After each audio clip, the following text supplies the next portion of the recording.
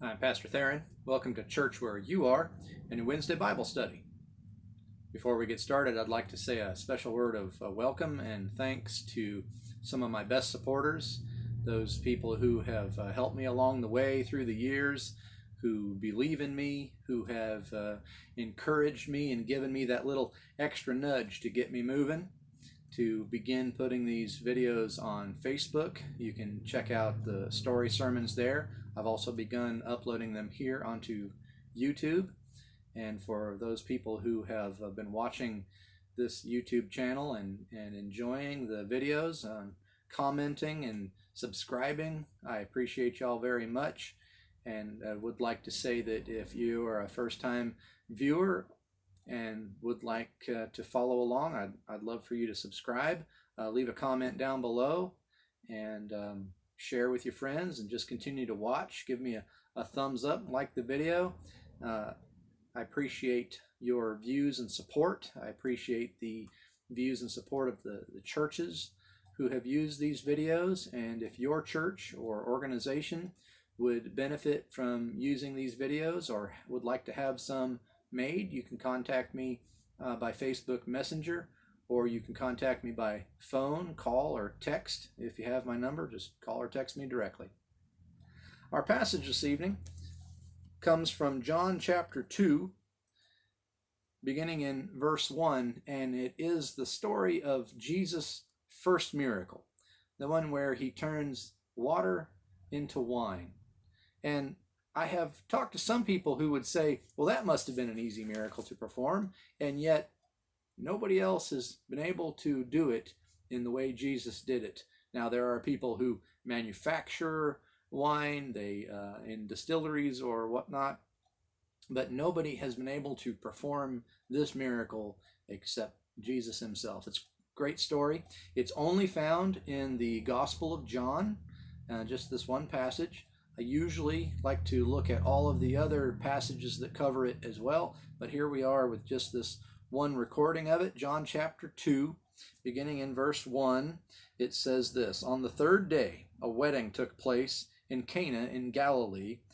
Jesus' mother was there, and Jesus and his disciples had also been invited to the wedding. And when the wine was gone, Jesus' mother said to him, "They have no more wine." "Dear woman, why do you involve me?" Jesus replied. "My time has not yet come." His mother said to the servants, "Do whatever he tells you." Nearby stood 6 stone water jars, the kind used by the Jews for ceremonial washing, each holding from 20 to 30 gallons. And Jesus said to the servants, "Fill the jars with water." So they filled them to the brim. And then he told them, "Now draw out some water and take it to the master of the banquet." And they did so. And the master of the banquet tasted the water that had been turned into wine. He did not realize where it had come from, though the servants who had drawn the water knew. Then he called the bridegroom aside, and he said, "Everyone brings out the choice wine first, and then the cheaper wine after the guests have had too much to drink. But you have saved the best till now." This, the first of his miraculous signs, Jesus performed at Cana in Galilee. He thus revealed his glory, and his disciples put their faith in him. It's a great story, but I think that it needs a little bit of explanation, and that's what I hope to do today.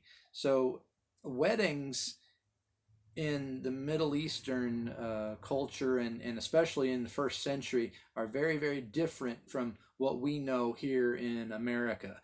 In America, people will have a bachelor party or a bachelorette party, and after they announce that they're getting married, and sometimes they get really wild, and there's plenty of videos about that. I don't need to elaborate. You've heard the stories, but it's all sort of follows this formula that they go and they have this wild party, and then there's a rehearsal, usually at a church or something. You'll go to a rehearsal dinner. You'll have the wedding, typically on a Saturday. Most weddings are held traditionally on Saturday. Then after the wedding, there is a reception. Sometimes it takes place in the church hall, or sometimes in the fellowship hall, or sometimes in a whole different venue. People have destination weddings and they go out on the beach in Miami, or they go to the snows of Alaska or something, depending on what they want their background to look like. Following the wedding and the reception, sometimes there's a housewarming as the new couple moves into their new house, but it's usually just a day at a time or a few hours at a time. In the first century, in the Middle Eastern culture, weddings were long affairs. They lasted days, if not a week. There is an ongoing festival. It's a circus-like, party-like atmosphere. There's lots of people that come and go. There's lots of food and lots of drink and lots of interaction with people, and it just keeps going, this banquet. And the idea is that the host has someone run the show, run the festival, run the banquet, run the meal, run the wedding festival, the wedding ceremony. The whole wedding thing is run by the master of the banquet, or the MC, or the best man, or however you'd like to look at it. It's kind of the same idea that there is this person who takes care of all of the details, the catering and the flowers and the seating and all of that, so that the bridegroom and the bride can spend time together and with their family and friends and not be distracted by the comings and goings. Now, it's all based upon the host. It's all based upon the groom. It's all his thing, but he has someone to run it for them. And in this sort of an environment, anything and everything reflects back on the groom, whether it's good, whether it's bad. And this is very, very important, because the hospitality that is offered and the plenitude of food and drink and seating and atmosphere is all reflected upon the host, upon the groom. And that's why it has to be the very best master of the banquet, or whatever you want to call it. That's what he is called in this particular passage. Hospitality is of utmost importance.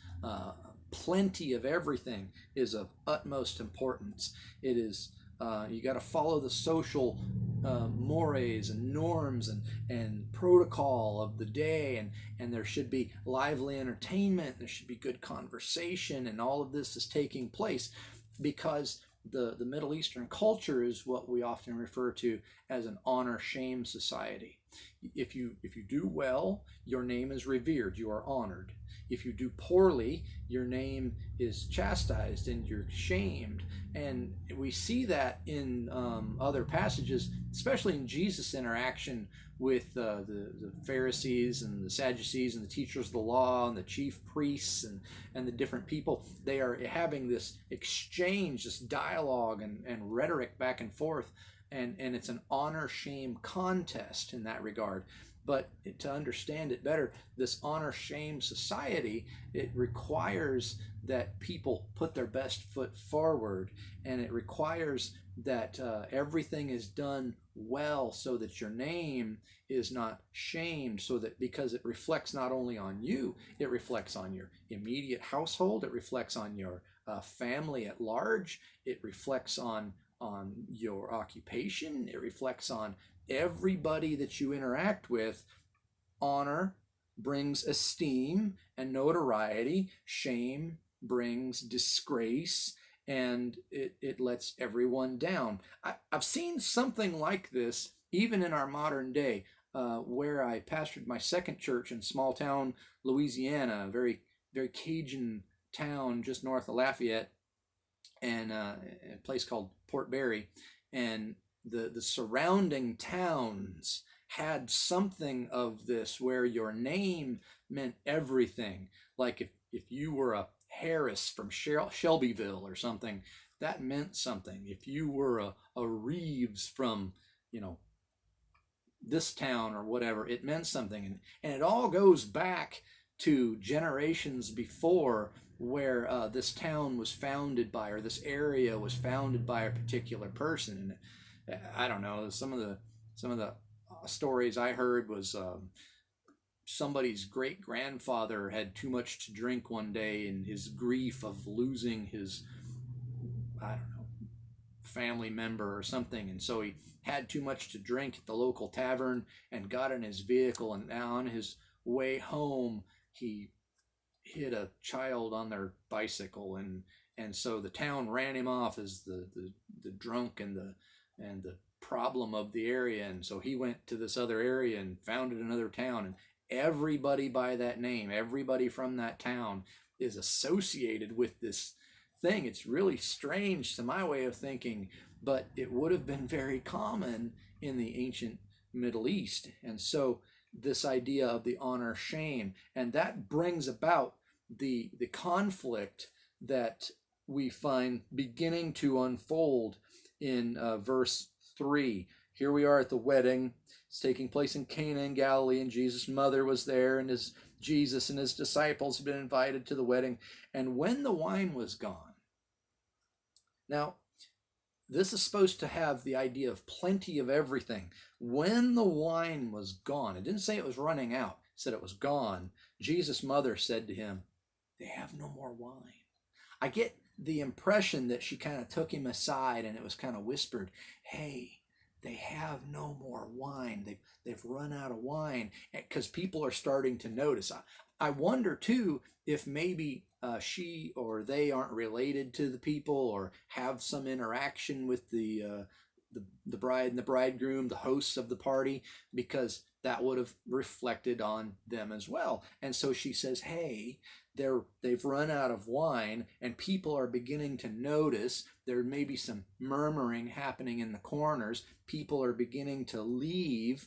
It's getting a little tense, and she is afraid that the bridegroom and his wife and the household, the family, are going to be embarrassed. It's going to bring shame on that family. And so Jesus' mother, Mary, brings it to Jesus' attention. She says, "They're out of wine." To eliminate this embarrassment and the possibility of disgrace, she brings it to Jesus. Now, I think it's interesting that she does, because his response is, "What's that got to do with me?" In verse 4, he says, "Dear woman, why do you involve me? My time has not yet come." In other words, my time to reveal myself as the miracle worker, my time to reveal myself as the Messiah, as the Christ, hasn't happened yet. Why are you involving me in this thing that's going on? She says, they're out of wine. He says, "How does that involve me?" She doesn't really wait for an answer. She doesn't really try to argue with him. She just goes immediately to the servants. And I think it's interesting that she kind of gives him a little nudge into beginning his earthly ministry at this point. This is his first miracle. He's been baptized, he's been out in the wilderness, and now he's at a wedding. And he's already called some of his disciples, and they're at the wedding too. And yet the miracles haven't begun happening yet. This is the first one. And I get kind of the impression that she kind of nudges him into this first miracle that he performs. And I think that we all need that.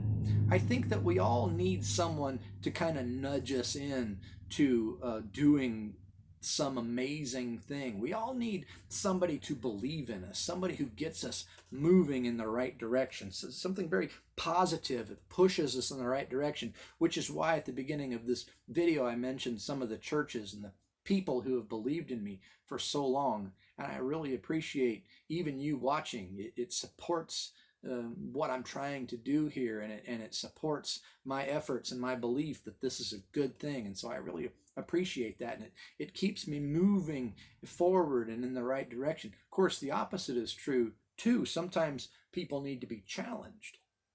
At a church I was pastoring, there was a man named Mike, and he was always telling his kids to go to church. You need to go to church.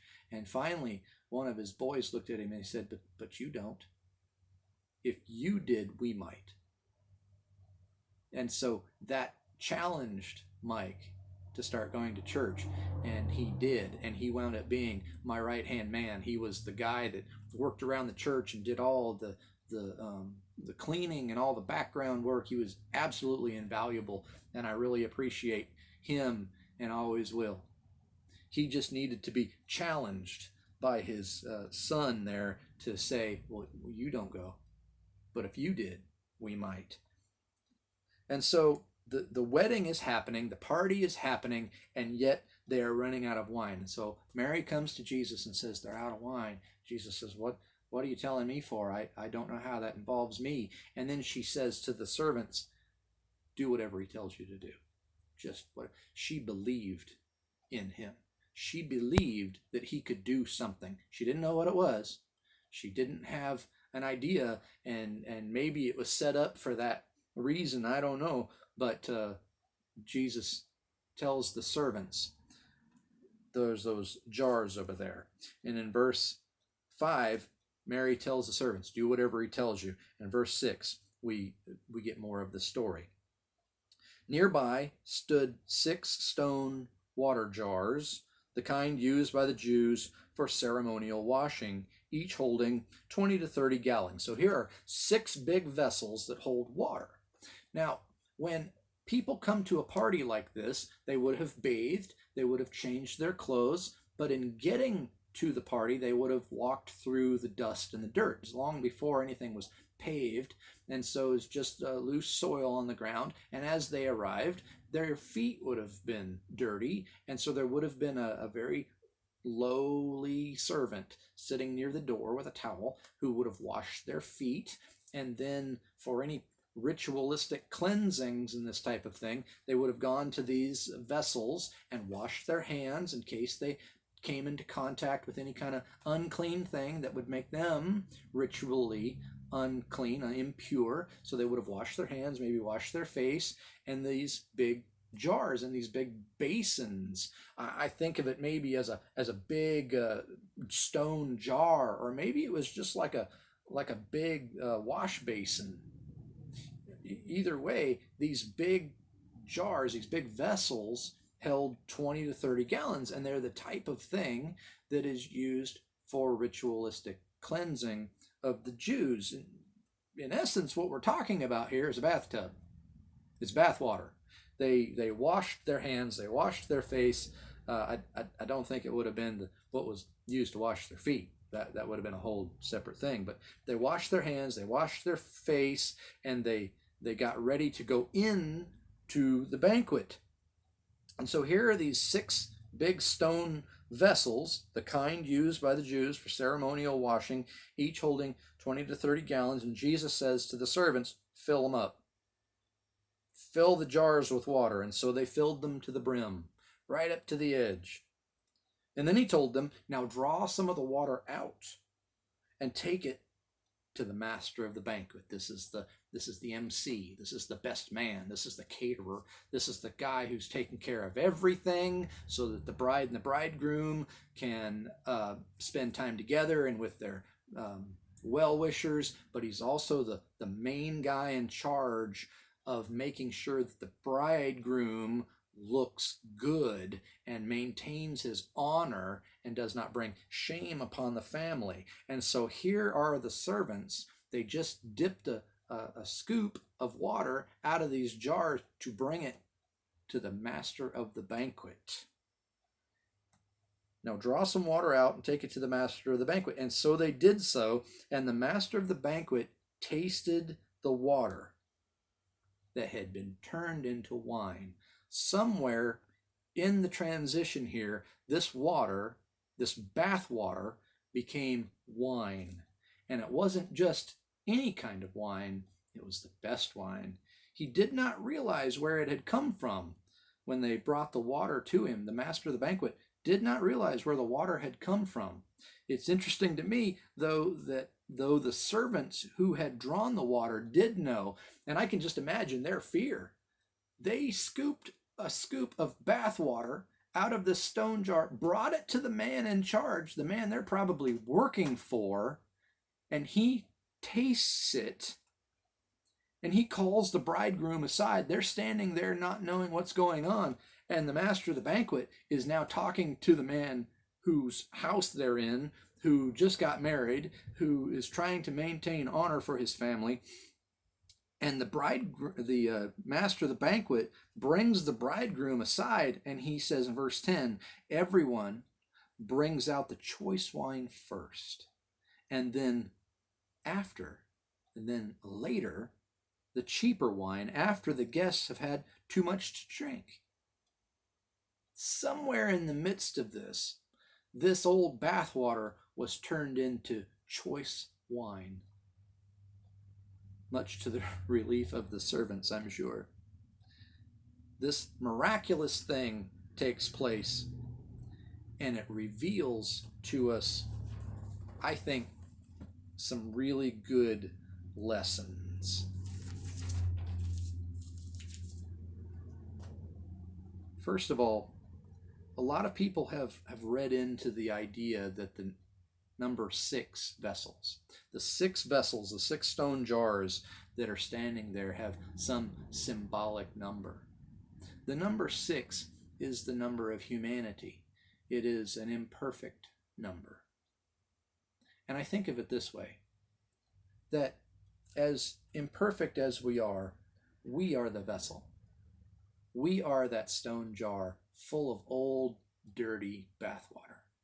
But when Jesus comes along, he does something in our lives that makes us something totally new. He works a miracle in our lives, and that old, dirty bathwater core that we have inside of us is washed away and made clean and made new, and we are filled then with his Spirit like new wine in these stone jars. That this miracle takes place in this old stone jar, and this bathwater is gone, and something new and beautiful and the best of becomes the new thing. We become a new creation, the Bible says. The old is gone, the new has come. The old dirty bathwater is gone, and the new wine, it fills us like the Spirit. The second thing I think that we can glean from this is that we are also like the bridegroom. The bridegroom in this case was in severe possibility of being shamed, of running out of wine. He didn't even have cheap wine in reserve. But what Jesus did is he saved the bridegroom from potential disaster. He rescued the bridegroom from the penalty of running out of everything and not meeting the social necessities, the social requirements that he was to uphold. He could have blamed the master of the banquet, but the master of the banquet worked for him. And the host, the bridegroom, was the one who was supposed to supply everything. The master just kept everything running smoothly. And ultimately, what Jesus did in turning these giant vessels of water into wine, the best wine, is he saved this bridegroom from potential ruin. And we are like that bridegroom, that Jesus rescues us from the penalties of our sin. He saves us from the penalty of our sin and eternal condemnation for all of forever, the rest of eternity spent separated from God. We are rescued, we are saved because of this amazing work that Jesus does in our lives and for us. As he hung upon the cross, he made it possible that we could be saved, we could be rescued from complete ruin. The third thing I'd like to say is that Jesus is the new wine. The old vessels have been compared to the law, that the number 6 means an imperfection, and that the law, the Old Testament law, was the imperfect thing, and that Jesus comes along and is the new wine that fulfills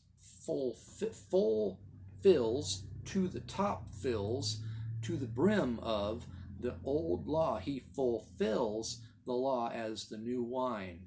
Jesus fulfills the law, and the stone vessels represent the law, and Jesus represents the wine, fulfilling them and becoming the new thing that fills them. We can read symbolically into a lot of these things.